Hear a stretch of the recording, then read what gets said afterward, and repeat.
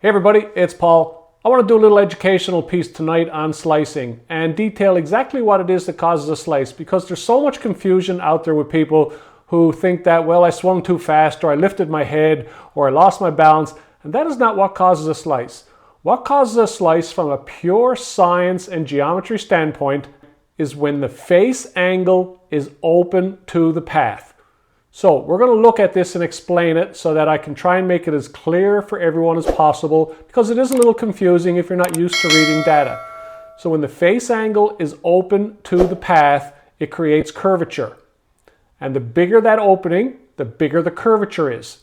So let's look at some examples of a recent student. Came in, had a horrible slice going, and wanted to tackle it. We looked at the data. We can see that there's a big difference between, once again, about 10 degrees left of path, 7 degrees right of face angle, and then what we have is a face to path angle, and that is what causes the slice. When that face to path angle gets bigger, the slice gets bigger. When it gets smaller, the shots get straighter. So let's have a look at the diagram and shows exactly what this looks like. So we have the blue line, which represents the target line. Target line is dead straight, 0 degrees. If everything went down that target line, it would be 0 degrees. That's going to the target.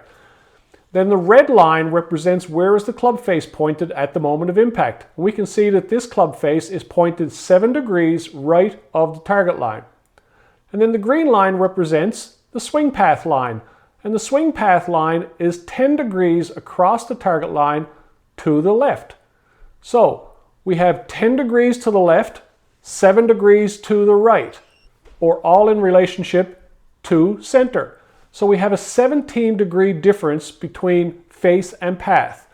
And that's a big, huge difference. And like I said, the bigger that difference is, the bigger the curvature. So after we made some corrections, here's where we ended up. We now have a swing path that is 2.5 degrees to the left across the center line. And we have a club face that is 3 degrees pointed right of the target line at the moment of impact. So 2.5 degrees left and 3 degrees right, the face to path angle is now 5.5 degrees, not the 17. So the curvature has been minimized significantly, and there's more contact on the ball, there's less glancing blows, there's less spinning. So now let's look at the diagram and see what this looks like when drawn out. So now we can see the red line, which represents the club face, is pointing 3 degrees right of target.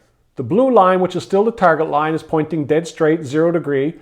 And the green line, which represents the swing path, is now 2.5 degrees across. So now we can see that the angle between the red and the green is so much smaller than when it was originally. It was 17 degrees, now it's 5.5. So eliminates a lot of curvature, gets rid of slices, starts to bring them down together. So when that face to path angle decreases, curvature decreases. When it increases, curvature and spin increases. So when you're working on a swing, you have to know what your path is and what your face is. And that's why data is so important.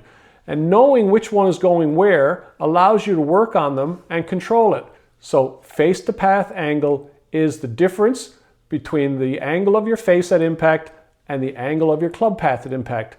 And the smaller they are, the less curvature, and the bigger they are, the more curvature. So when we go to work on things and try to help people, this is what we look at. We minimize face to path and we get direction under control. I'm Paul Kelly.